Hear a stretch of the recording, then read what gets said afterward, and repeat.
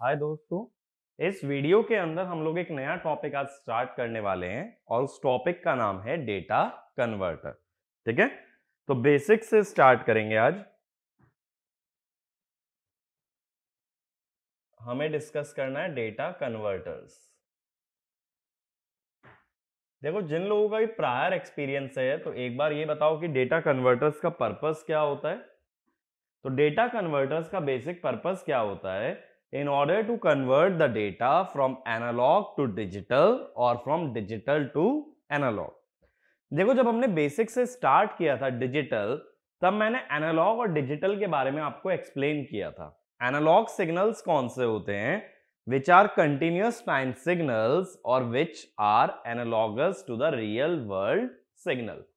कहने का मतलब ये हुआ, जो सिग्नल हमारे चारों तरफ एग्जिस्ट करते हैं, जो सिग्नल नेचर में एग्जिस्ट करते हैं, वो सिग्नल्स क्या होते हैं? Analog signals. ठीक है, और वो टाइम डोमेन में कंटिन्यूअस होते हैं, यानी कि हर टाइम की वैल्यू के लिए वो डिफाइंड होते हैं।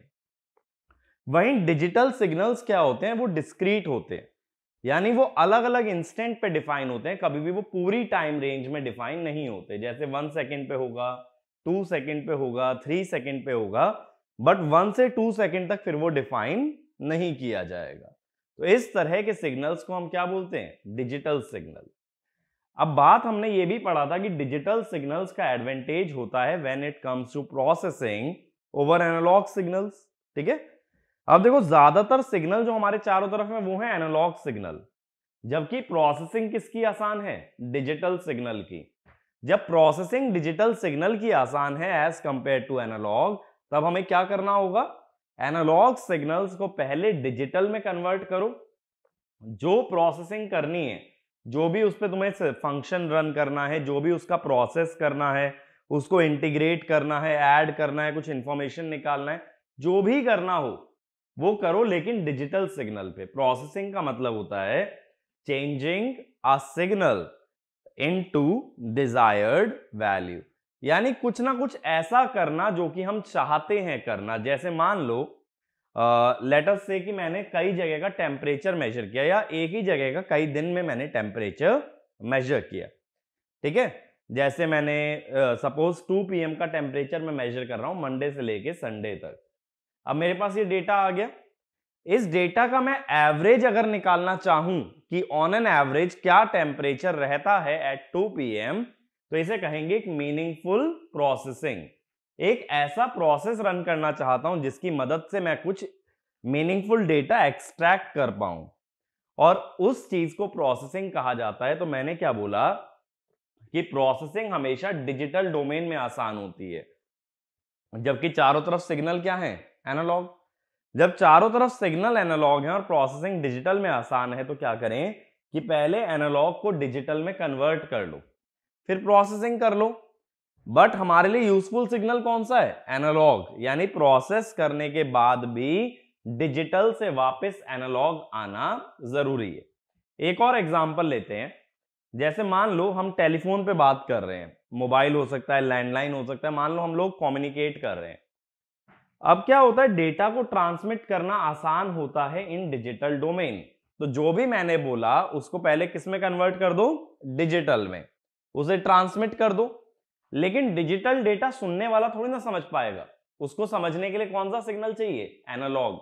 तो जब वो रिसीवर पे पहुंचे तो उस डिजिटल डेटा को वापस किस में कन्वर्ट करना पड़ेगा? एनालॉग सिग्नल में। तो बोथ वेज हमें कन्वर्जन चाहिए, एनालॉग से डिजिटल भी और डिजिटल से एनालॉग भी। ये बात क्लियर हुई? तो इसीलिए देखो, जनरली हम एक सिस्टम कैसे बनाते हैं, जिस भी क्वांटिटी को प्रोसेस करना है, पहली बात तो वो क्वांटिटी इलेक्ट्रिकल फॉर्म में आनी चाहिए। इसके लिए सबसे पहला सिस्टम लगाया जाता है एक ट्रांसड्यूसर। ठीक है, ट्रांसड्यूसर क्या करेगा? जो भी क्वांटिटी मेजर कर रहे हो, सपोज प्रेशर, टेम्परेचर, कुछ भी, उसको इलेक्ट्रिकल में कन्वर्ट कर देगा। ठीक है, ट्रांसड्यूसर लगाने के बाद जो क्वांटिटी मिलेगी वो कैसी होगी? Analog quantity. अब इसके बाद हम क्या लगा देते हैं? एक एनालॉग टू डिजिटल कन्वर्टर लगाएंगे। फिर जो भी प्रोसेसिंग करनी है, जैसे माइक्रो प्रोसेसर लगा दो, तो ये डिजिटल प्रोसेसर हो जाएगा। बट फाइनली आउटपुट लेने के लिए वापस एनालॉग में आना पड़ेगा, तो हो जाएगा analog to digital conversion, sorry digital to analog, और बाद में उस सिग्नल को एम्पलीफाई करके हम सप्लाई कर सकते हैं। ये जो ट्रायंगल है एम्पलीफायर रिप्रेजेंट करेगा। तो ये पहली स्टेज क्या है अपनी, एनालॉग टू डिजिटल कन्वर्जन। ठीक है, एनालॉग से पहले डिजिटल आना पड़ेगा, फिर डिजिटल सिस्टम हम लोग अप्लाई करेंगे जिसकी मदद से मैं सिग्नल को प्रोसेस करता हूं। ये कोई डिजिटल सिस्टम है, और फिर वापस डिजिटल से एनालॉग आना पड़ेगा,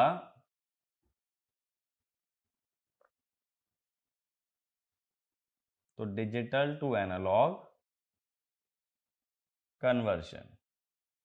ठीक है, और फिर बाद में जो भी सिग्नल है उसको एक्चुएटर में दे दिया जाता है। एक्चुएटर का मतलब क्या होता है, जो एक्चुअल वर्क करे। जैसे मान लो मोटर है, मोटर की स्पीड कंट्रोल करनी है, तो मोटर एक एक्चुएटर हो गई जिसका क्या कंट्रोल कर रहे हो, कौन सा फिजिकल वेरिएबल कंट्रोल कर रहे हो, स्पीड। ठीक है, जैसे एसी है, एसी में टेम्परेचर हो गया तो वो कौन सा फिजिकल वेरिएबल कंट्रोल करता है, टेम्परेचर।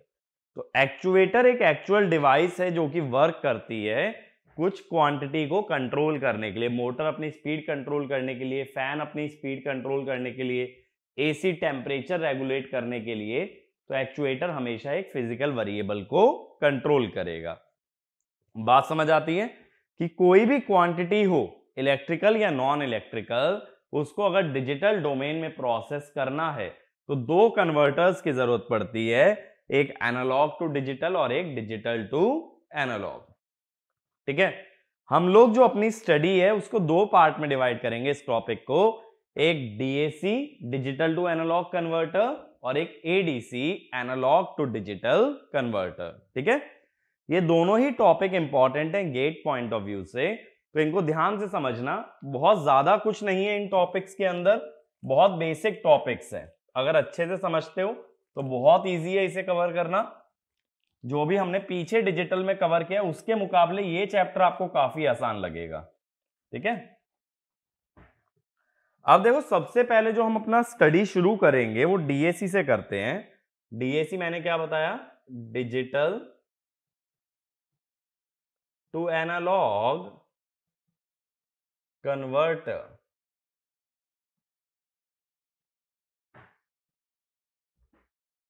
ठीक है, बात है कि डिजिटल टू एनालॉग कन्वर्टर से ही क्यों शुरू करना है। देखो जब हम एडीसी पे पहुंचेंगे, एनालॉग टू डिजिटल कन्वर्टर, तब हम वहां देखेंगे कि डीएसी की जरूरत होती है उसे कंस्ट्रक्ट करने में। तो अगर डीएसी एडीसी के अंदर यूज होने वाला है तो पहले क्या पढ़ना जरूरी है, डिजिटल टू एनालॉग कन्वर्टर। ठीक है, अब ये जो डिजिटल टू एनालॉग कन्वर्टर है इसके अंदर जो भी इनपुट हम देंगे वो इनपुट दिया जाएगा बाइनरी फॉर्म के अंदर। ठीक है, जैसे मान लो 3 बिट का बाइनरी नंबर दे दिया या 4 बिट का बाइनरी नंबर दे दिया, और आउटपुट में मुझे क्या चाहिए होगा, आउटपुट में मुझे एक एनालॉग सिग्नल चाहिए होगा, या हर पर्टिकुलर इनपुट के लिए एक पर्टिकुलर वोल्टेज की जरूरत होगी। यानी देखो जैसे मान लो 4 बिट का इनपुट है, 0001 पे मुझे कुछ आउटपुट चाहिए, 0010 पे अलग आउटपुट चाहिए, 0011 पे उससे भी डिफरेंट आउटपुट की मुझे जरूरत है। यानी हर बार मुझे एक अलग आउटपुट चाहिए फॉर अ डिफरेंट इनपुट। ठीक है, अब इसका मतलब क्या होता है, देखो जैसे फंक्शन होते हैं, 1 to 1 फंक्शन क्या कहता है कि हर इनपुट एक पर्टिकुलर आउटपुट से मैप्ड है। सेम वे में मैं डीएसी में कह रहा हूं कि अलग अलग इनपुट वैल्यूज के लिए मुझे अलग अलग आउटपुट की जरूरत है। यानी एक 1 to 1 मैपिंग मुझे करना है बिटवीन इनपुट एंड आउटपुट, जबकि इनपुट किसकी फॉर्म में होगा, बाइनरी डिजिट्स की फॉर्म में होगा, और आउटपुट जो मिलेगा वो मुझे वोल्टेज की फॉर्म में मिलेगा। ठीक है, analog signal will be in terms of voltage output. अब देखो जैसे मैं इसको एक ब्लॉक डायग्राम में दिखा देता हूं कि डिजिटल टू एनालॉग कन्वर्टर, मान लो एक 4 बिट डीएसी हम बना रहे हैं, 4 बिट डीएसी में क्या होगा, 4 बिट इनपुट की होंगी, ये हो गई 4 bit, B3, B2, B1, B0, ये 4 बिट हो गई, और एक आउटपुट में मिलेगा हमें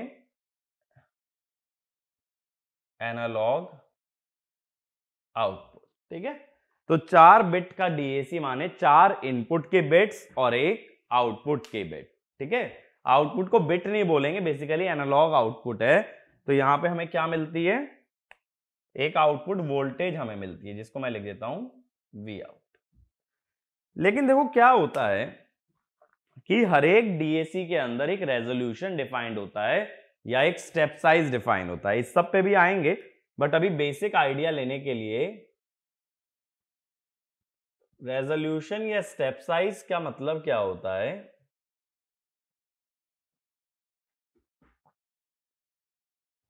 इसका मतलब होता है increment in V out when binary input increases by 1। देखो इस बात का मतलब क्या हुआ, जैसे बाइनरी इनपुट 0 0 0 0 है, तो इसका डेसिमल वैल्यू क्या है 0, तो एक जो वी आउट आ रहा है मान लो वी आ रहा है। ठीक है, अब मान लो मैं लगाता हूं 0 0 0 1, देखो लिख के बताता हूं, मान लो 0 0 0 0 पे आउटपुट आया v, अगर मैंने इसको 1 बढ़ा दिया और आउटपुट आया v डैश, तो ये स्टेप साइज क्या होता है, ये स्टेप साइज होगा v डैश माइनस v। यानी कि जब बाइनरी इनपुट को 1 से बढ़ाया जाए तो आउटपुट वोल्टेज में कितना चेंज आता है, कितना इंक्रीमेंट आता है, उसे हम लोग बोलते हैं रेजोल्यूशन या स्टेप साइज। अब देखो क्या होगा, 0 0 0 0 और 0 0 0 1, इसके बीच में तो कोई भी वैल्यू पॉसिबल नहीं है, यानी v और v डैश के बीच में भी कोई वैल्यू पॉसिबल नहीं है। खुद सोच के देखो, जब 4 बार 0 लगाया तो आया v, और 0 0 0 1 लगाया तो आया मेरे पास v डैश। अब इन दोनों वैल्यूज के बीच में कोई वैल्यू हो ही नहीं सकती है बाइनरी में, इसका मतलब है एनालॉग आउटपुट में भी v और v डैश के बीच की कोई वैल्यू पॉसिबल नहीं है। तो इसका मतलब यह हुआ कि परफेक्ट एनालॉग सिग्नल नहीं मिलेगा। परफेक्ट एनालॉग सिग्नल क्या होता है, जो हर वैल्यू ले पाए कंटिन्यूअस रेंज में, जिसके अंदर हर पॉसिबल वैल्यू या हर वैल्यू पॉसिबल हो। जैसे मान लो 0 से 1 कोई सिग्नल जा रहा है, जैसे साइन ओमेगा टी है, 0 से 1 जाता है तो 0 से 1 की बीच की हर वैल्यू को क्रॉस करता है, लेकिन यहां ऐसा नहीं हो रहा। यहां v के बाद सीधा कौन सी वैल्यू मिल रही है, v डैश, बीच में कोई वैल्यू नहीं मिलती है। तो इसको बोला जाता है pseudo analog. Actual analog signal नहीं मिल रहा है हमें, एक्चुअल एनालॉग सिग्नल अपनी रेंज में हर वैल्यू ले सकता है या उसके अंदर हर पॉसिबल वैल्यू हमें मिल सकती है, लेकिन यहां हमें दो वैल्यूज के बीच की कोई तीसरी वैल्यू नहीं मिल सकती। तो it is not a perfect analog signal, it will be called as a pseudo analog signal. ये बात समझ आई? देखो एक एग्जांपल से समझाता हूं।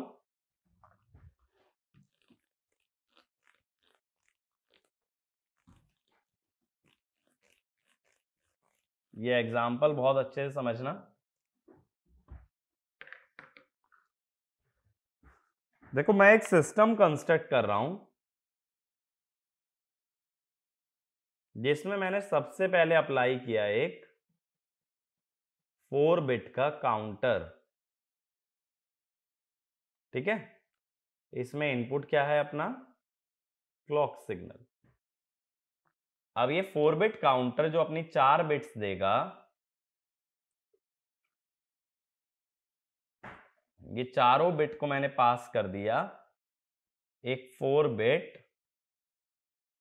डीएसी में, 4 बिट डीएसी में जिसका मैक्सिमम वी आउट या फुल स्केल आउटपुट है अपना 15 वोल्ट।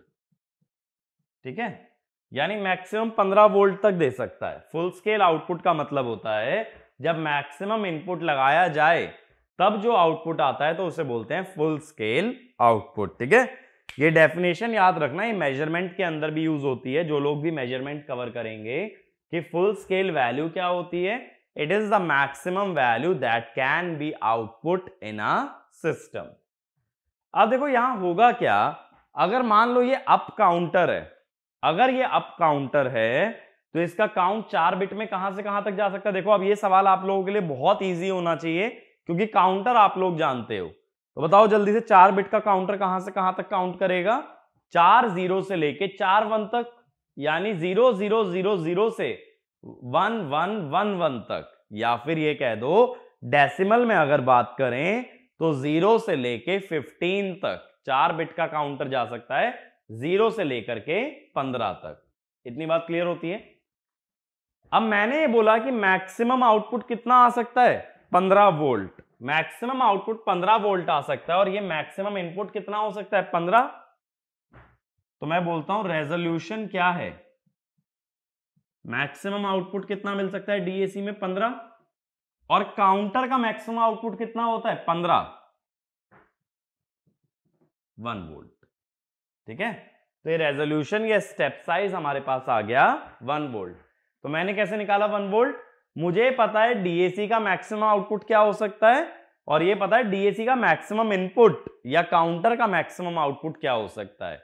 तो मैक्सिमम आउटपुट डीएसी तभी देगा जब इनपुट भी क्या हो, मैक्सिमम। तो इनपुट मैक्सिमम है 15, आउटपुट मैक्सिमम है 15, तो रेजोल्यूशन क्या हो गया, 1। अब देखो काउंटर सबसे पहले कितना आउटपुट देगा, पहले देगा 0, तो डीएसी भी देगा 0। ठीक है, फिर काउंटर का काउंट बढ़ेगा, टी क्लॉक पे जाके कितना हो जाएगा, 1, तो डीएसी का आउटपुट भी 1। देखो इसी को स्टेप साइज बोलते हैं। स्टेप साइज कितना है, 1। यानी जब एक सीढ़ी चढ़ोगे तो 0 से सीधा सीढ़ी कितने की चढ़ोगे, 1 वोल्ट की। अब काउंटर का आउटपुट 2, तो डीएसी का आउटपुट भी 2। रेजोल्यूशन 1 है ना, 1 1 बढ़ाते चलोगे, 3 4 5 6 7 8 9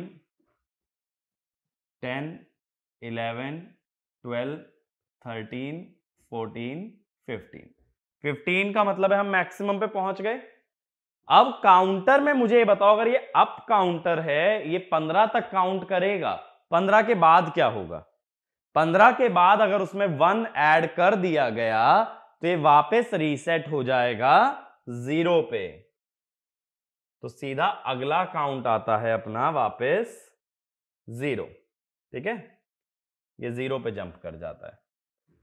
तो इस तरह का कुछ आउटपुट मिलता है। देखो तो ये आउटपुट जो है वो कंटिन्यूअस नहीं है, किसकी फॉर्म में है, ये स्टेयरकेस की फॉर्म में है। इसीलिए मैंने बोला था कि जो डीएसी का आउटपुट होता है वो एनालॉग नहीं होता, वो होता है सूडो एनालॉग। ये बात समझ आई। जैसे जैसे इनपुट 1 बाय 1 बढ़ेगा तो डीएसी का आउटपुट कितना बढ़ता है, डीएसी का आउटपुट बढ़ता है इक्वल टू रेजोल्यूशन और स्टेप साइज। अब ये बात समझ आ रही है, स्टेप साइज क्यों बोल रहा हूं, क्योंकि जब स्टेयरकेस वेवफॉर्म बनती है तो 2 स्टेयर्स के बीच के गैप को क्या बोला जाता है, स्टेप साइज। तो यहां स्टेप साइज कितने का चल रहा है, 1 वोल्ट का चल रहा है। ठीक है, तो सारी वैल्यूज पॉसिबल नहीं होती, हमेशा कुछ वैल्यूज पॉसिबल होती हैं। और वो वैल्यूज कौन सी पॉसिबल है, देखो रेजोल्यूशन कितना था, 1 वोल्ट, तो ये सारी वैल्यूज 1 वोल्ट के मल्टीपल में पॉसिबल है। यानी the output of DAC will always be a multiple of the resolution, not all values are possible. ठीक है, भले इसे पॉइंट बना के लिख लेना, द आउटपुट ऑफ डीएसी, इसमें लिखना the output of DAC is not perfectly analog, is not perfectly analog but pseudo analog because only certain values are possible, because only certain values are possible in the output, certain values are possible in the output which are multiple of resolution, which are multiple of resolution or step size, multiple of resolution और step size। ठीक है, अब एक चीज सोच के देखो, अगर तुम इसे कंटिन्यूअस बनाना चाहते हो तो ये जो स्टेप साइज है ये ऑलमोस्ट जीरो होना चाहिए। भाई जितना कम कम इंक्रीमेंट होगा उतना ही कम तुम्हें ये डिसकंटिन्यूटी दिखेगी। यानी अगर ये साइज बहुत छोटा कर दें, ये जो इंक्रीमेंट है, तो ये ऑलमोस्ट कंटिन्यूअस बन जाएगा।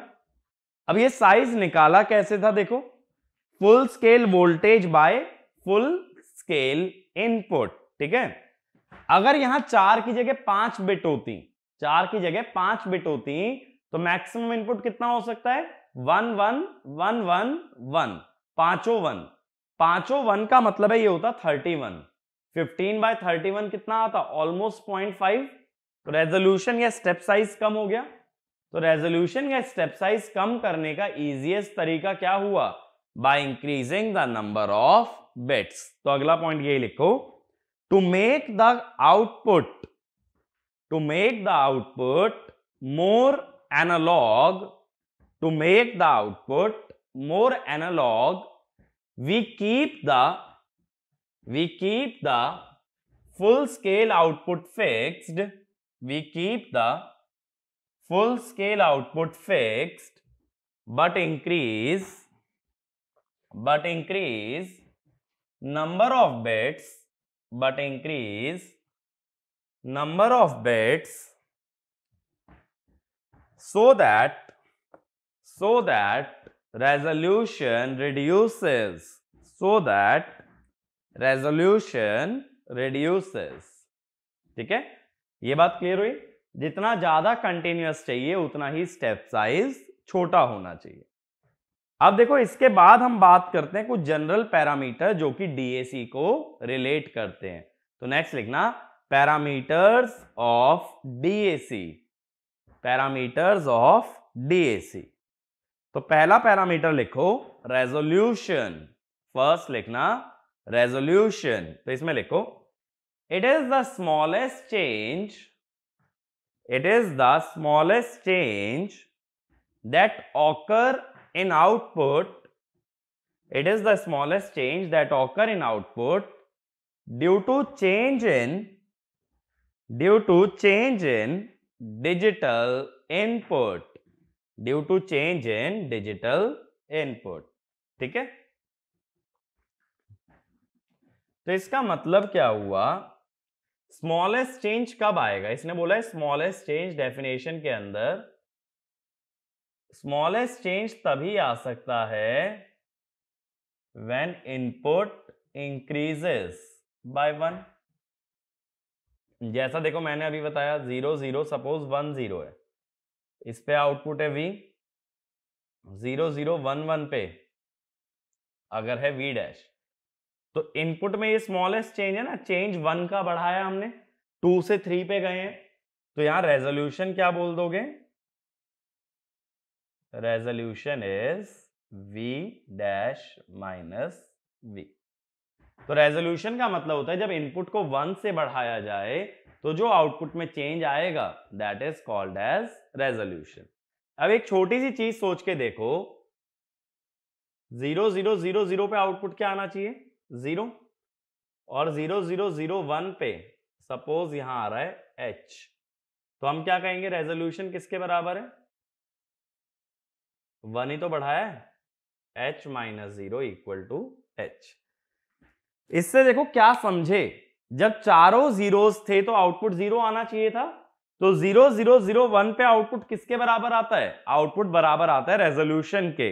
नहीं तो ऐसे सोच लो, अभी जो मैंने पिछली वेवफॉर्म बना के बताई थी उसमें अगर ध्यान देते तो 0 के बाद अगला आउटपुट क्या आया था, 1। इसका मतलब क्या था, जैसे ही इनपुट में सभी जीरोस हो जाएं और एलएसबी क्या हो जाए 1, तो जो भी आउटपुट मिलता है वही क्या होता है, रेजोल्यूशन।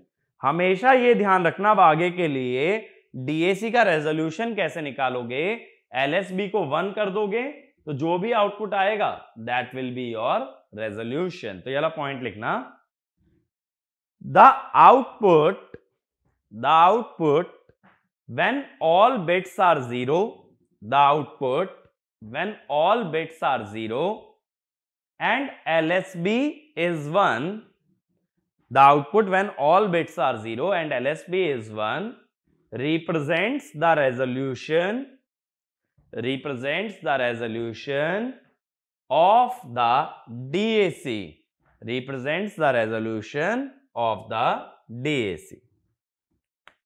अब देखो परसेंटेज में कैसे निकालते हैं रेजोल्यूशन, ये फॉर्मूला समझना।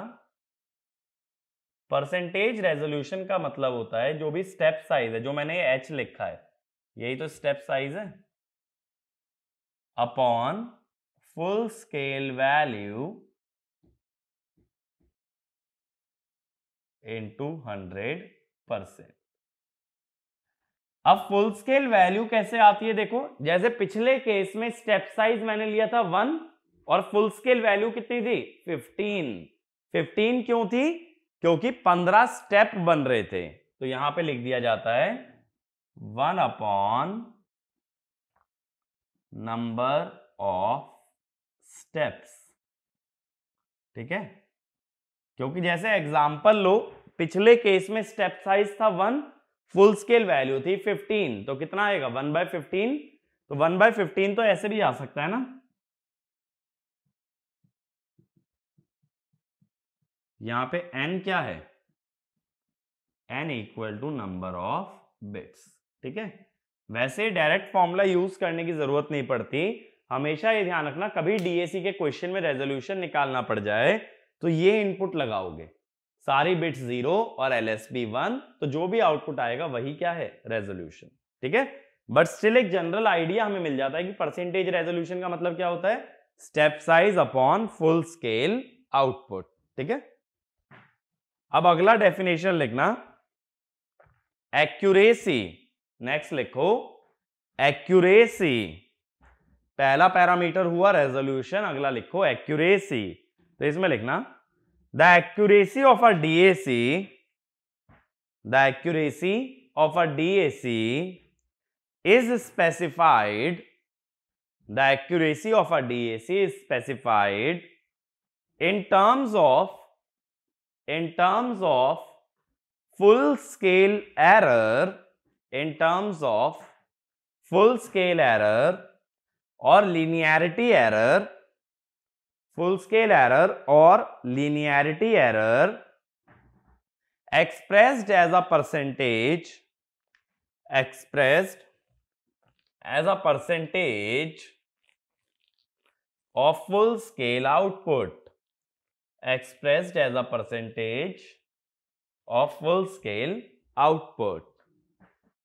अब इस बात का मतलब समझना, देखो क्या होता है, हमने एक्चुअल में देखा जो वेवफॉर्म बनती है वो कभी कंटिन्यूअस नहीं बनती, वो कैसी बनती है, स्टेप्ड बनती है। जैसे इसमें 8 स्टेप ले लेता हूं 3 बिट के लिए, 1 2 3 4 5 6 7 8, कुछ इस टाइप की वेवफॉर्म आती है। लेकिन आइडियली आनी क्या चाहिए थी, आइडियली कुछ इस टाइप से आनी चाहिए थी, सपोज।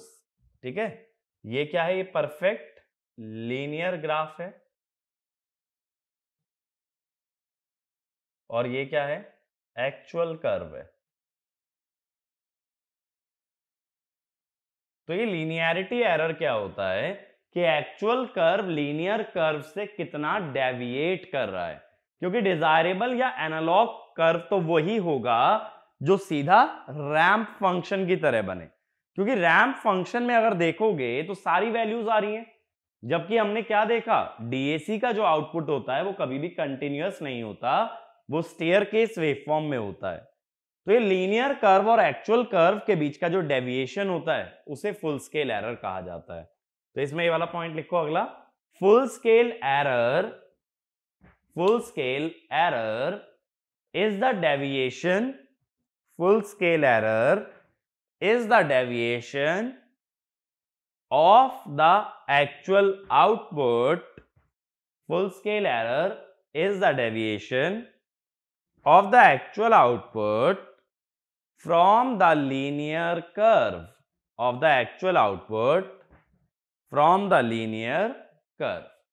ठीक है, ये बात क्लियर हुई। और इसी को अगर परसेंटेज में लिखोगे तो उसे क्या बोल देंगे, एक्यूरेसी। ठीक है, बट एक्यूरेसी निकालने की जरूरत पड़ती नहीं है।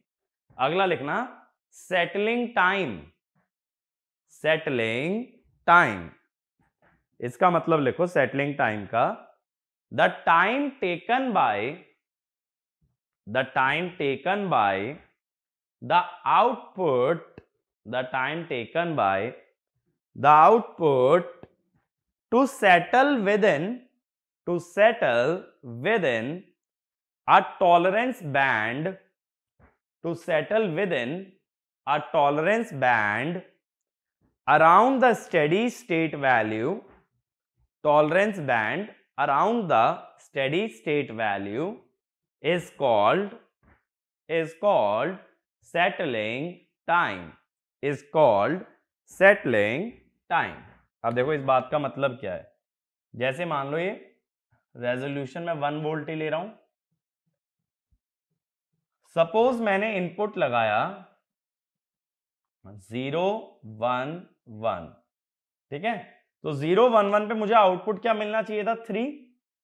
तो आउटपुट जब 3 मिलेगा तो आउटपुट एकदम से नहीं जाएगा 3, सिस्टम के अंदर कुछ कैपेसिटेंसेस भी होती हैं जिस वजह से चार्ज होने में टाइम लगता है, तो 3 पे जाना चाहिए ना। अब 3 के एक टॉलरेंस बैंड पे, जैसे मान लो ये टॉलरेंस बैंड है, मैं कह रहा हूं यहां तक भी आ गया तो मुझे चलेगा, सपोज ये एक टॉलरेंस बैंड है, टॉलरेंस बैंड को क्रॉस करने में जितना टाइम लगता है, ठीक है, इसे बोलते हैं सेटलिंग टाइम। क्योंकि देखो एग्जैक्ट 3 पहुंचने में उसे इनफाइनाइट टाइम लगेगा। अगर फर्स्ट ऑर्डर सर्किट थोड़ा भी जानते हो तो हम लोग क्या जानते हैं कि एक सीरीज आरसी सर्किट या पैरेलल आरसी सर्किट का चार्जिंग टाइम क्या होगा, इनफाइनाइट। वो स्टेडी स्टेट वैल्यू पे पहुंचेगा लेकिन इंफिनिटी पे जाकर के। तो मैं कह रहा हूं अगर मुझे 3 वोल्ट नहीं भी मिले तो 3 वोल्ट के अराउंड या उसके आसपास की कोई वैल्यू मिल जाए, कितने आसपास की वैल्यू से काम चल जाएगा उसे बोलते हैं टॉलरेंस बैंड। जितना क्लोज वैल्यू से अपना काम चल सकता है और उस वैल्यू को मिलने में जो टाइम लगता है उसे बोला जाता है सेटलिंग टाइम। अब बात है टॉलरेंस बैंड कैसे डिफाइन करते हैं। ये टॉलरेंस बैंड अक्सर लिया जाता है, ये टॉलरेंस बैंड लिख लेना, इसको लेके चलते हैं प्लस माइनस हाफ LSB।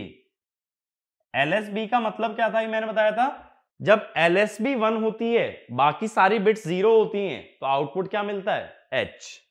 तो इसका मतलब हुआ प्लस माइनस H/2। देखो जैसे यहां रेजोल्यूशन कितना है, 1 वोल्ट का है, तो यानी यहां स्टेप साइज कितना है, 1। तो मैं कह रहा हूं plus minus half, plus minus half का मतलब 2.5 से लेके 3.5। तो हाफ ऑफ द रेजोल्यूशन के अंदर जब ये सेटल हो जाता है तब हम उसे बोल देते हैं सेटलिंग टाइम। ये बात क्लियर हुई। तो टॉलरेंस बैंड कितना लिया जाता है practically, half of the LSB और हाफ ऑफ द रेजोल्यूशन। उस रेंज में पहुंचने में जितना टाइम लगेगा उसे क्या बोला जाएगा, सेटलिंग टाइम। बात क्लियर हुई। जो भी इनपुट लगाओगे उसके करेस्पॉन्डिंग आउटपुट मिलना चाहिए, लेकिन उस आउटपुट तक पहुंचने में कुछ ना कुछ टाइम लगता है due to capacitances in the system. तो वो एग्जैक्टली उतनी वैल्यू तक कभी नहीं पहुंच पाता, उसके आसपास की वैल्यू पे पहुंचने में जो टाइम लगेगा उसे हम बोलते हैं सेटलिंग टाइम। कितने आसपास की वैल्यू चल जाएगी उसे बोला जाता है टॉलरेंस बैंड। ठीक है, लास्ट डेफिनेशन लिखो, नेक्स्ट लिखो पहले, इसके बाद लास्ट करेंगे।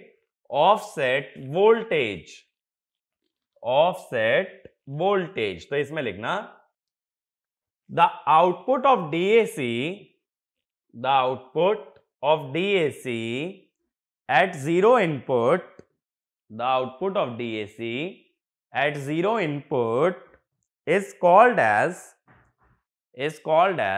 offset voltage, is called as offset voltage। देखो आइडियली जब 0 इनपुट लगा रहे हो तो आउटपुट भी क्या आना चाहिए, 0। लेकिन किसी भी ओपैम्प जो हम यूज करने वाले हैं उसकी नॉन लीनियरिटी की वजह से, उसकी नॉन आइडियलिटी की वजह से अगर जीरो इनपुट पे भी आउटपुट जीरो ना आए तो जो आउटपुट आएगा उसे बोलते हैं ऑफसेट वोल्टेज। तो आइडियली ऑफसेट वोल्टेज क्या होनी चाहिए? जीरो, क्योंकि जीरो इनपुट पे आइडियली आउटपुट भी क्या आना चाहिए? जीरो। तो ये पॉइंट भी लिख लेना, ideally offset voltage should be zero. Ideally offset voltage should be zero. ठीक है, तो ये आती क्यों है ऑफसेट वोल्टेज? जैसा मैंने बताया, जो ओप एम्प यूज करोगे अगर वो ओप एम्प नॉन आइडियल है तो that will give us a offset voltage. Next लिखो, मोनोटोनिसिटी। मोनोटोनिसिटी, ठीक है, मोनोटोनिसिटी। जिन लोगों को टर्म नहीं समझ आ रहा है, स्पेलिंग बोर्ड से नोट कर लेना, monotonicity.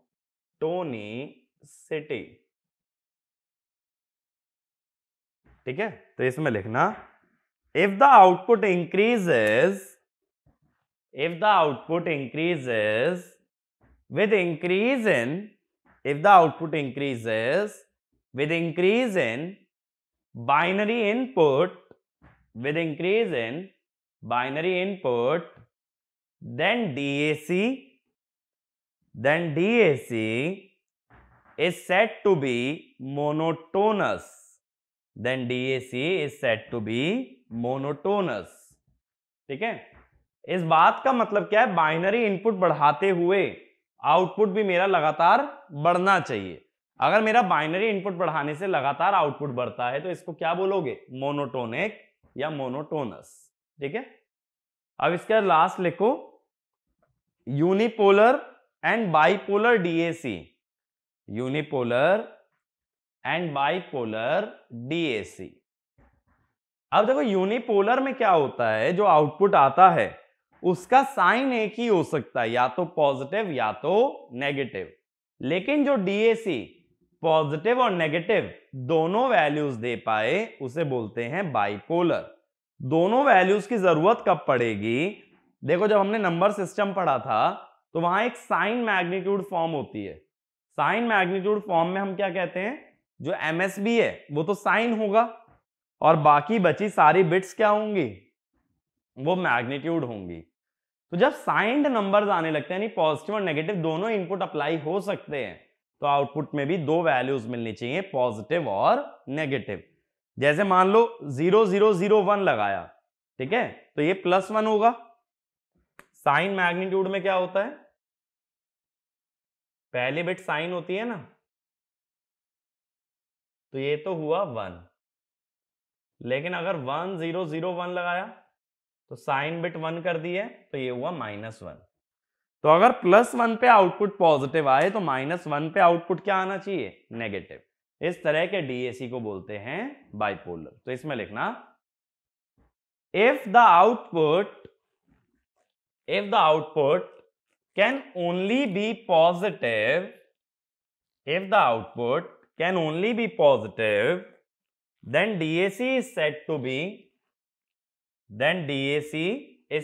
be, unipolar. Then DAC is said to be unipolar, and in such DAC,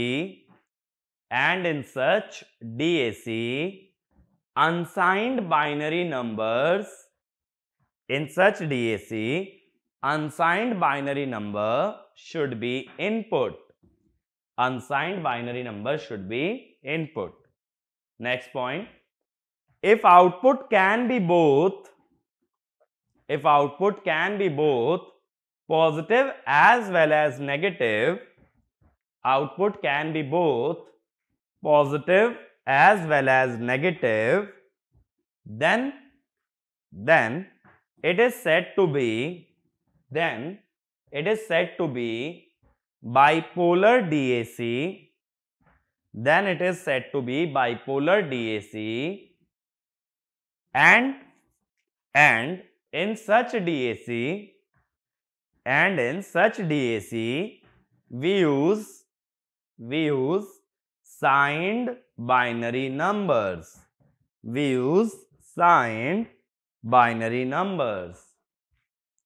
ठीक है, तो इतना बेसिक देखो हमें डीएसी के बारे में पता होना चाहिए कि इससे पहले हम उसके सर्किट को स्टार्ट करें। तो इस पे एक छोटा सा क्वेश्चन नोट डाउन करो। अ 6-bit DAC has a step size of 50 millivolt, has a step size of 50 या 50 millivolt, determine full scale output and percentage resolution. Determine full scale output and percentage resolution. अब इसको try करो, फिर solution देखना, ठीक है। मैं सॉल्यूशन बता रहा हूं, आप लोग वीडियो पॉज करके ट्राई कर सकते हो। अब कितने नंबर ऑफ स्टेप्स होंगे जब 6 बिट का है? 2 की पावर 6 माइनस 1 यानी 63। तो फुल स्केल आउटपुट कितना बनेगा अपना? 50 मिलीवोल्ट होता है, यानी 0.05 इंटू 63, तो ये हुआ 3.15 वोल्ट। परसेंटेज रेजोल्यूशन कितना आएगा? 0.05 यानी resolution bye full scale full scale output into 100%, यानी 100/63। कितना आ जाएगा? 1 पॉइंट, कितना बचा? 37, तो ये 5 पे गया। 315, तो कितना बचा? 550 पे ये 8 पे गया, तो कितना हो गया? 480 और 24, 504, 46, 1.587%। ठीक है, तो ये हमारा आ जाएगा परसेंटेज रेजोल्यूशन। ये बात क्लियर हुई? तो इस तरह का जो छोटा सा क्वेश्चन पूछा जाए जिसमें डीएसी का स्ट्रक्चर ना गिवन हो, ना ही ये बताया जाए कि कौन सा डीएसी है, तब तुम डायरेक्टली क्या कर सकते हो, जो भी हमने टर्म्स पढ़ी हैं, रेजोल्यूशन, परसेंटेज रेजोल्यूशन, वो सारी चीजें डायरेक्टली यूज कर सकते हो। लेकिन जब सर्किट गिवन हो तो मैंने क्या बताया रेजोल्यूशन निकालने का तरीका? एलएसबी को 1 करो, बाकी सभी बिट्स को 0, क्या मिल जाता है? रेजोल्यूशन। अब देखो, इससे पहले कि हम डीएसी के सर्किट को कवर करें, ओपैम्प का बेसिक नॉलेज होना बहुत जरूरी है। तो मैं बेसिक कुछ चीजें बता रहा हूं ओपैम्प के बारे में, डिटेल में नहीं जाएंगे। डिटेल में आप एनालॉग के अंदर ओपैम्प को तैयार करना, ठीक है। और अगर ओपैम्प बहुत अच्छे से आता है तो इतने पार्ट को आप स्किप भी कर सकते हो, वीडियो में आगे क्लिक करके जा सकते हो, जिन लोगों को ओपैम्प क्लियर है। और जिनको नहीं है वो लोग आओ साथ में कंटिन्यू करते हैं। अब देखो, ओपैम्प में एक इंपॉर्टेंट कॉन्सेप्ट जो है, सबसे पहले जो यहां पे हम यूज करेंगे वो है वर्चुअल ग्राउंड।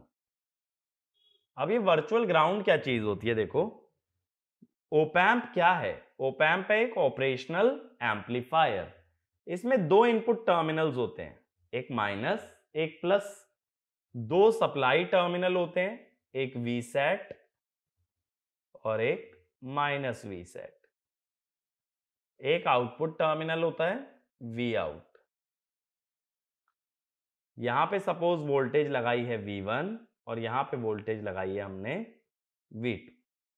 अब क्या होता है कि ओपैम्प का जो आउटपुट आता है वो गेन इनटू डिफरेंशियल इनपुट।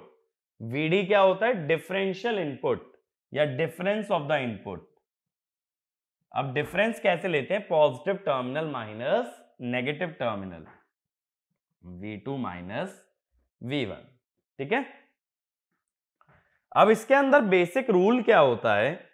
ये जो ओपन लूप गेन है, ओपन लूप का मतलब है कि मैंने कोई फीडबैक नहीं यूज किया अभी।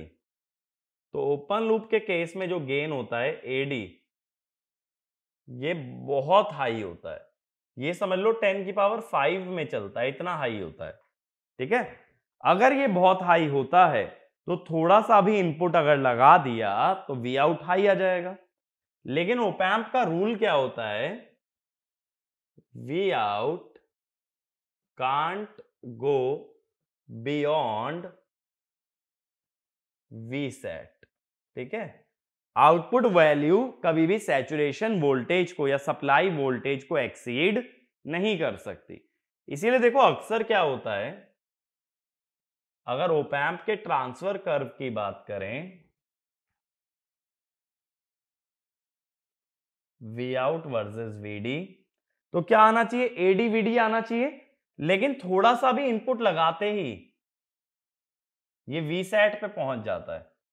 देखो बहुत छोटे इनपुट पे मैंने वी सेट दिखा दिया है ना, और नेगेटिव लगाओगे तो माइनस वी सेट पे। तो ये जो हो जाती है कैरेक्टरिस्टिक, ये हो जाती हैं नॉन लीनियर। तो इसका लीनियर रीजन बहुत छोटा होता है, यानी अगर थोड़ी सी भी वोल्टेज लगाओगे तो आउटपुट सैचुरेट कर जाएगा। लेकिन एक एम्पलीफायर का पर्पस क्या होता है कि output should be proportional to input. अगर तुम आउटपुट इनपुट के प्रोपोर्शनल लेना चाहते हो तो हमें क्या करना पड़ेगा कि हमें इसका लीनियर रीजन बढ़ाना पड़ेगा। तो हम क्या करते हैं, ऑप एम्प के अंदर linear region extended by negative feedback. अब ये नेगेटिव फीडबैक का मतलब क्या होता है कि जो आउटपुट है उसको वापस फीड करोगे इनपुट के नेगेटिव टर्मिनल पे। Output connected to negative terminal of input. ठीक है, नेगेटिव टर्मिनल को इन्वर्टिंग टर्मिनल भी बोला जाता है, उससे आउटपुट को कनेक्ट कर दिया जाता है। अब उससे आउटपुट को कनेक्ट करने के बाद हम क्या कहते हैं कि अगर मैं लीनियर रीजन बढ़ा चुका हूं, लीनियर रीजन बढ़ जाने से मुझे फायदा क्या होगा। अब देखो मैं लिखूंगा, ये रिलेशन तो अभी भी चलेगा,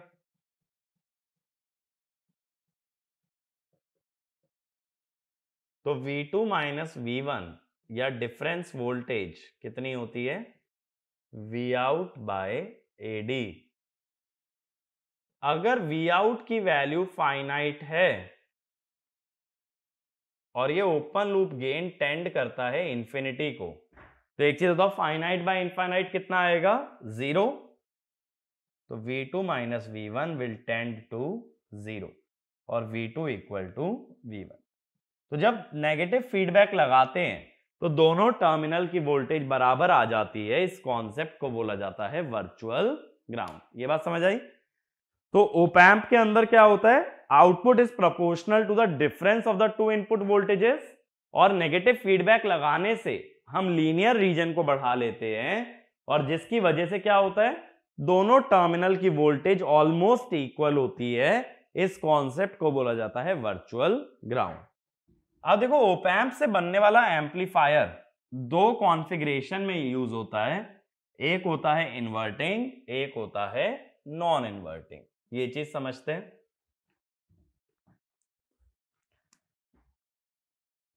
इन्वर्टिंग एम्पलीफायर, इन्वर्टिंग एम्पलीफायर का मतलब है जिसका आउटपुट इन्वर्टेड आए या नेगेटिव आए। अब ये एम्पलीफायर कैसे बनता है, देखो माइनस प्लस पॉजिटिव टर्मिनल को ग्राउंड करते हैं। इन्वर्टिंग एम्पलीफायर का मतलब जो इनपुट लगेगा वो इन्वर्टिंग टर्मिनल में लगेगा। ये वीन हुआ, सपोज ये R1 है,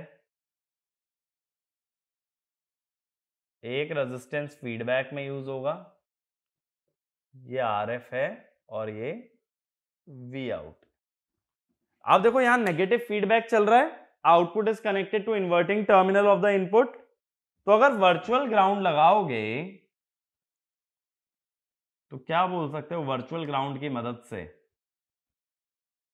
V minus equal to V plus equal to 0। Negative और पॉजिटिव दोनों टर्मिनल की वोल्टेज किसके बराबर है, 0 के। तो अगर 0 के बराबर है तो ये करंट I आ सकता है, तो I कितना हो जाएगा, V इन माइनस 0 बाय R1। अब देखो दूसरी चीज क्या याद रखनी है, यहां पे लिख देता हूं, op amp has 0 input current, यानी यहां कोई करंट नहीं जा सकता। अगर यहां कोई करंट नहीं जा सकता तो ये आई करंट कहां जाएगा, ऊपर जाएगा।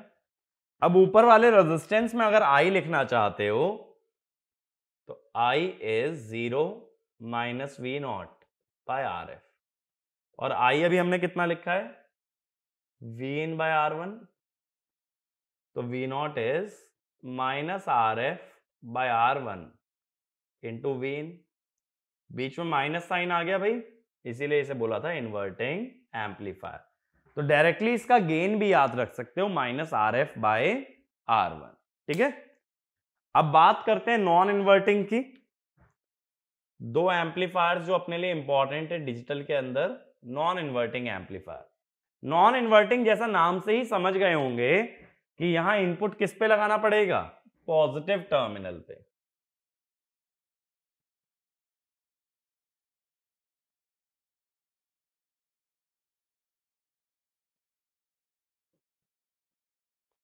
मान लो ऐसा एक सिस्टम है, अब देखो यहां पे अगर कोई करंट नहीं जाता, ओप एम्प में इनपुट करंट क्या रहता है, 0, इसका मतलब है R2 में कोई वोल्टेज ड्रॉप नहीं आएगा।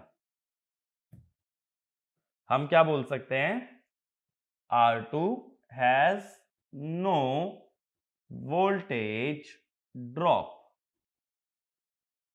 और देखो अभी भी नेगेटिव फीडबैक लगा है, आउटपुट से उठ के टर्मिनल किस में गया है, नेगेटिव टर्मिनल में। तो नेगेटिव फीडबैक का मतलब ये होता है when output is connected back to the inverting terminal of input. अब देखो वापस आते हैं, अगर R2 में कोई वोल्टेज ड्रॉप नहीं है तो पॉजिटिव टर्मिनल की वोल्टेज सिंपली हो जाएगी Vin। ये बात क्लियर है? क्यों नहीं है वोल्टेज ड्रॉप, क्योंकि करंट कितना है, 0 एम्पियर, पूरी Vin आ जाएगी। और वर्चुअल ग्राउंड के हिसाब से यही किसके बराबर है, V माइनस के। तो अब की बार V माइनस वाली ये जो वोल्टेज है ये Vin के बराबर। अब देखो अब ये जो करंट I होगा ये ऐसे जाएगा Vin से 0 की तरफ, तो I क्या लिख सकते हो, अब की बार I को लिख सकते हो Vin माइनस 0 बाय R1, यानी Vin बाय R1। इसी के हिसाब से जो I करंट होगा वो यहां आना चाहिए ऐसे, सही बात है, क्योंकि इधर तो 0 एम्पियर है ना।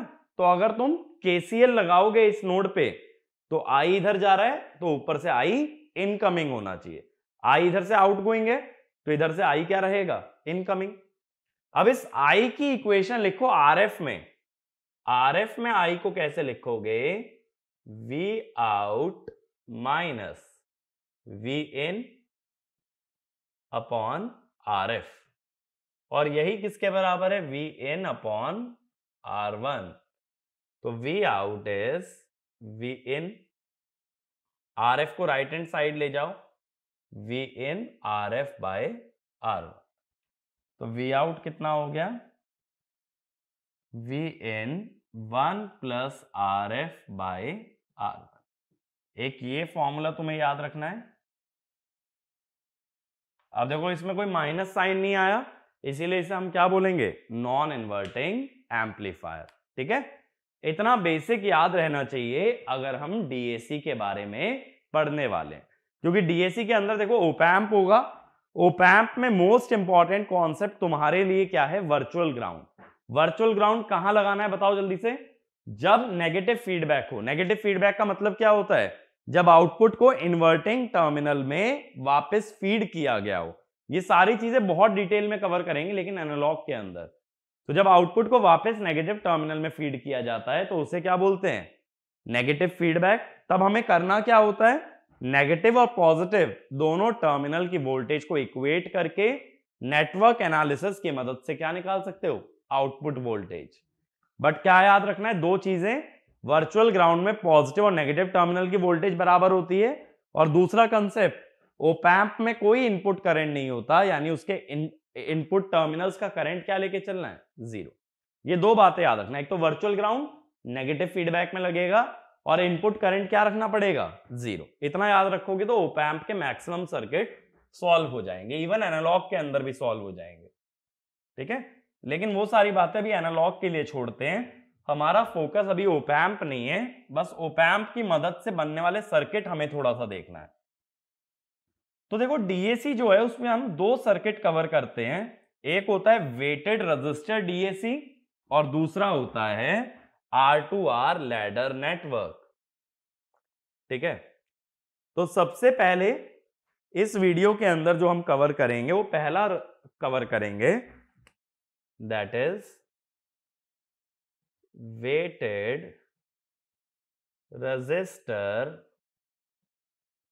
डीएसी।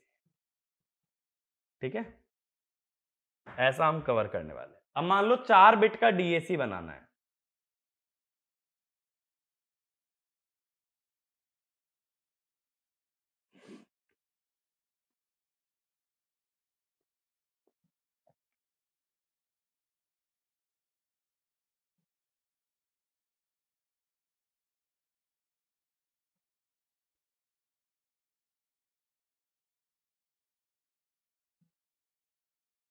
अब की बार देखो मैंने क्या किया है, इन्वर्टिंग टर्मिनल से 4 इनपुट जोड़े हैं।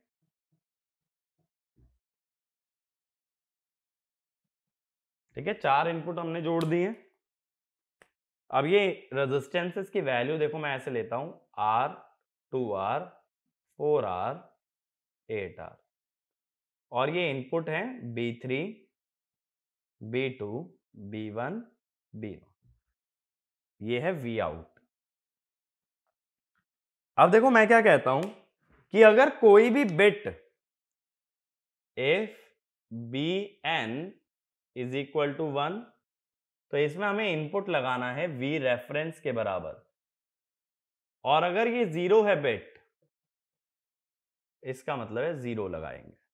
ठीक है, तो वोल्टेज की टर्म्स में 1 का मतलब V रेफरेंस और 0 का मतलब 0 है। ठीक है, क्योंकि 1 0 तो हम लोग रिप्रेजेंटेशन देते हैं ना डिजिटल में, 1 0 एक्चुअल में थोड़ी होते हैं। 1 का मतलब होता है हाई वोल्टेज और 0 का मतलब होता है लो वोल्टेज, इसीलिए मैंने बोला 1 का मतलब है V रेफरेंस और 0 का मतलब है 0।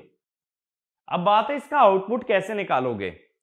इसका आउटपुट हम कैसे निकालते हैं, या अच्छा एक चीज और देखो, Bn को ऐसे लिख लो फिर, Bn इंटू V रेफरेंस। इस बात का क्या मतलब हुआ, देखो बिट को अगर 1 रखोगे तो कितनी आएगी, 1 into V reference, V reference. 0 रखोगे 0 इंटू V रेफरेंस 0, ऐसे भी लिख सकते हो। यानी बिट को 0 और 1 ही पुट करो, बट उसको किस में मल्टीप्लाई कर दो, V रेफरेंस में, ताकि 1 आए तो V रेफरेंस मिल जाए और 0 आए तो 0 मिल जाए। ठीक है, इतनी बात क्लियर हुई। अब देखो इसका आउटपुट कैसे निकालेंगे इस सर्किट का। पहली बात तो मुझे ये बताओ, ये इन्वर्टिंग एम्पलीफायर है या नॉन इन्वर्टिंग। तो इसमें ध्यान दो, सारे इनपुट किस पे लग रहे हैं, नेगेटिव टर्मिनल पे। तो ये एम्पलीफायर है अपना इन्वर्टिंग एम्पलीफायर। ठीक है, इन्वर्टिंग एम्पलीफायर है। अब इसमें लेकिन मल्टीपल इनपुट्स हैं। अगर मल्टीपल इनपुट्स हैं तो आउटपुट कैसे निकाला जाएगा, by use of super position. यानी एक एक करके सभी इनपुट्स का आउटपुट निकाल लो और क्या कर दो, सबको ऐड। तो यूजिंग सुपर पोजिशन थ्योरम। अब सुपर पोजिशन थ्योरम अगर लगाते हो तो देखो वी आउट कैसे लिखोगे, पहले से B3 को देखो, B3 के लिए RF तो RF है और R1 की जगह क्या है R, तो कैसे लिखोगे, अभी मैंने गेन निकाला था ना -RF/R1, R1 सप्लाई वाला रेजिस्टेंस था जो कि यहां पे है R, और B3 को कैसे लिखोगे, B3 V रेफरेंस। ये हो गया एक आउटपुट। अब देखो B2 की वजह से कैसे निकालोगे, फीडबैक में है RF और एक्चुअल रेजिस्टेंस कितना है, या R1 कितना है 2R, तो फिर लिखोगे -RF/2R, और B2 को कैसे लिखोगे, B2 इंटू V रेफरेंस। ठीक है, माइनस क्यों लगा रहा हूं, क्योंकि इन्वर्टिंग एम्पलीफायर है तो गेन नेगेटिव आता है। अब बताओ B1 की वजह से उसके साथ लगा रेजिस्टेंस कितना है 4R। ठीक है, जो हमने फॉर्मूला डिराइव किया अभी इन्वर्टिंग एम्पलीफायर का, वही मैं यूज कर रहा हूं। और फिर B0 के साथ क्या लगा है 8R। ठीक है, अब एक काम करते हैं, यहां पे ना -RF by 8r into V reference common ले लेते हैं। तो अब देखो क्या बचेगा, 8r लिया है ना एलसीएम में, यहां r था तो 8 से मल्टीप्लाई करोगे, 8 माने 2 की पावर 3। फिर यहां 2 था, एलसीएम में 8 लिया है तो 4 से मल्टीप्लाई करोगे, 2 की पावर 2 b2। फिर यहां था 4, तुमने लिया है 8 तो 2 से मल्टीप्लाई करोगे, 2 की पावर 1 b1। यहां 8 था, एलसीएम में भी 8 ही लिया है हमने, तो क्या मल्टीप्लाई करोगे 1, यानी 2 की पावर 0 b0। ये बात समझ आई? अब मुझे थोड़ा सोच करके बताओ, ये ब्रैकेट में लिखी हुई टर्म क्या है? 2 की पावर 3 b3, 2 की पावर 2 b2, 2 की पावर 1 b1 और 2 की पावर 0 b0। ये टर्म क्या शो कर रही है? ये टर्म बता रही है हमें decimal value of the input. तो हम लोग क्या लिख सकते हैं भाई यहां पे? हम लिख सकते हैं V out is minus R F by 2 की पावर n माइनस 1 r। ठीक है, क्योंकि 8 का मतलब है कितनी बिट्स है यहां पे? 4 बिट्स थी, तो 2 की power 3 minus 1, sorry 4 minus 1, we reference into decimal value of input. ठीक है, तो ये जो टर्म आ रही है आगे, इस टर्म को बोल देते हैं रेजोल्यूशन। तो आउटपुट क्या आ जाता है? Resolution into decimal value of input. अब देखो, मैंने बोला था कि रेजोल्यूशन निकालने का इजी तरीका क्या होता है? हमेशा रेजोल्यूशन निकालने के लिए क्या करते हैं, एलएसबी को 1 कर देते हैं और बाकी सभी बिट्स को 0। अब देखो, अगर सभी बिट्स को 0 रख देते और एलएसबी को 1 कर देते तो 0 वाले से तो आउटपुट नहीं आएगा। आउटपुट किससे आएगा? जो भी नॉन जीरो होगा। खुद सोचो, जो भी इनपुट 0 है उसका आउटपुट भी क्या होगा? 0। एम्पलीफायर का आउटपुट क्या होता है? Input into gain. तो अगर इनपुट 0 है तो आउटपुट भी क्या आएगा? 0। तो आउटपुट सिर्फ किसकी वजह से आता है यहां? B not. 1 का मतलब क्या होता? We reference. अब मुझे बताओ जरा, इस सर्किट में वी नॉट कितना आता? अगर मैं बी नॉट को वी रेफरेंस रख रहा हूं तो मुझे बताओ वी आउट क्या आएगा? सिर्फ एक ही की वजह से आएगा ना, minus R F by 8r into V reference. यही होता है रेजोल्यूशन। ठीक है, तो अगर एलएसबी को 1 करके बाकी सभी बिट्स को 0 कर दो, जो भी आउटपुट वोल्टेज आएगी वही रेजोल्यूशन है। देखो, यही तो आ रहा है बाहर, minus R F by 8r into V reference. ठीक है, तो ये बात ध्यान रखना कि एलएसबी को 1 कर देने से आउटपुट जो मिलता है वही रेजोल्यूशन होता है। और इन जनरल वी आउट कैसे लिख सकते हैं? जनरल फॉर्मूला वी आउट का है resolution multiplied by decimal value of input. ठीक है, ये बात याद रखना कि रेजोल्यूशन क्या होता है, sorry, resolution into decimal value से क्या मिलता है? Output voltage.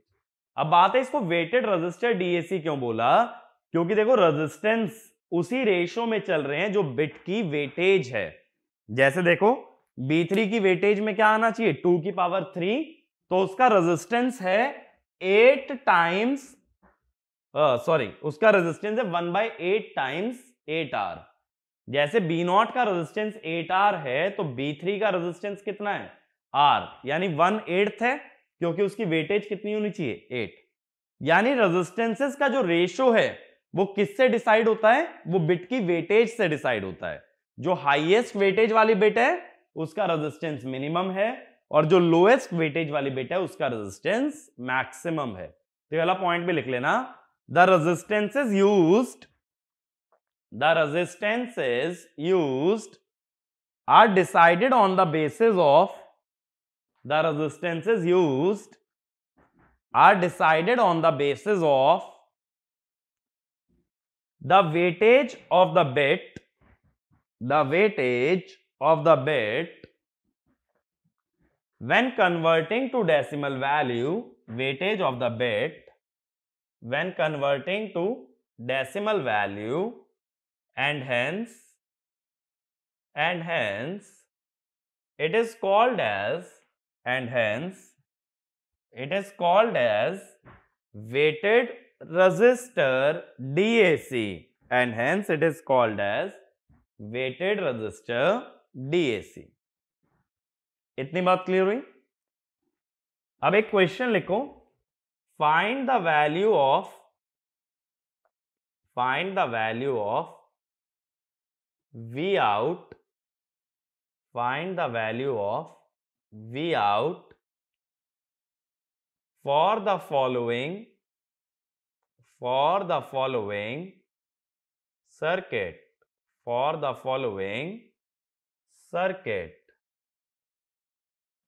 ठीक है? ये एक सर्किट दे रखा है, इसे ड्रॉ कर लो। इसका तुम्हें V out हमें बताना है कि V out कितना आएगा, और यहां ऐसे लिख लेते हैं Vsat और माइनस Vsat, और मैंने Vsat की वैल्यू भी दे दी है 25 वोल्ट, ठीक है? तो तुम्हें यह बताना है कि इसका आउटपुट क्या आ सकता है इस सर्किट का of a weighted resistor DAC, जहां मैंने इनपुट भी शो किया है कि दो इनपुट को तो 5 वोल्ट से कनेक्ट किया गया है, बाकी दो इनपुट्स को 0 से कनेक्ट किया गया है।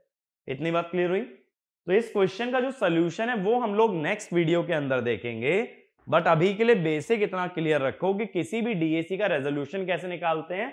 एलएसबी को 1 कर दो और बाकी सभी बिट्स को क्या कर दो, 0। फिर जो भी आउटपुट मिलता है वही क्या होता है, रेजोल्यूशन, और ओवरऑल आउटपुट कैसे मिलता है, resolution multiplied by decimal value of input, ठीक है? इस मेथड को अगर अच्छे से पकड़ लोगे, ये चीज याद रखोगे, तो तुम्हें इस चैप्टर के अंदर फॉर्मूलेज याद करने की जरूरत नहीं पड़ेगी, ठीक है? हमेशा देखो अपना अप्रोच क्लियर रखो, फॉर्मूले जितने कम हो उतना ज्यादा चांस है कि गेट के अंदर रिटेन कर पाओगे, इसलिए फॉर्मूले के पीछे मत भागो। अगर यहां तुम ऐसा फॉर्मूला याद कर लेते हो तो होगा क्या, गेट में अगर उसने क्वेश्चन थोड़ा सा भी ट्विस्ट कर दिया तुम नहीं सॉल्व कर पाओगे, क्योंकि तुम्हें सिर्फ फॉर्मूला पता है, ये नहीं पता क्वेश्चन सॉल्व करने की जनरल टेक्निक। तो जब कभी क्वेश्चन सॉल्व करना है तो एलएसबी को 1 करो, रेजोल्यूशन आएगा, उसमें डेसिमल वैल्यू मल्टीप्लाई करो, वी आउट आएगा। चाहे सर्किट डीएसी का कोई भी हो, इवन जो हम अगला सर्किट पढ़ेंगे R2R लैडर, उसके अंदर भी मैं तुम्हें यही दिखाऊंगा कि सेम चीज की जा सकती है, एलएसबी को 1 करके वी आउट निकाल सकते हैं, ठीक है? तो इतना इस लेक्चर के लिए काफी है।